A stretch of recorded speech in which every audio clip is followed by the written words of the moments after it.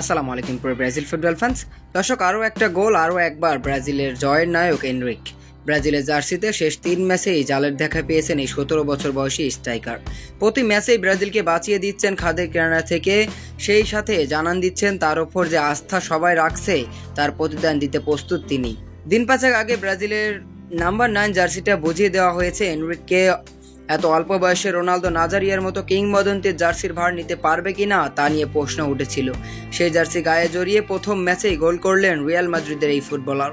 3-2 ব্যবধানে Brazil match জিতেছে আর শেষ গোলের দেখাটা পেয়েছেন এনরিক। আর এরপরে তিনি কিন্তু জার্সি খুলে বুনো উল্লাস করেছেন। আর ম্যাচের পর কিন্তু এনরিক নিজেই মুখ খুলেছেন।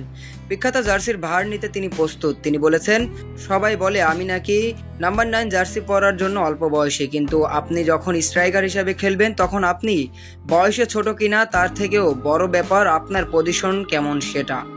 এই নিয়ে ব্রাজিলের জার্সিতে টানা 3 ম্যাচে 3 গোল করেছেন এনরিক। নেইমার না থাকায় গোলের জন্য আসতে কোপা আমেরিকায় তার ওপর ভালোই নির্ভর করবে সাবেক বিশ্ব চ্যাম্পিয়নরা। সেই চ্যালেঞ্জ নিতে প্রস্তুত প্রতিভাবান এই খেলোয়াড়।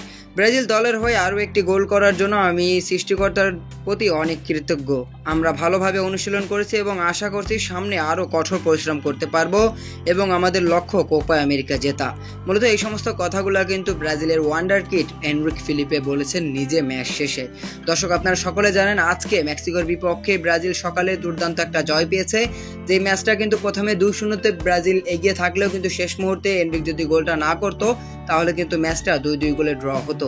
তো আগের ম্যাচের ভিডিও যারা দেখেননি তারা অবশ্যই ভিডিওটি দেখে আসবেন, আর এই ভিডিওটি ভালো লাগলে অবশ্যই লাইক করবেন।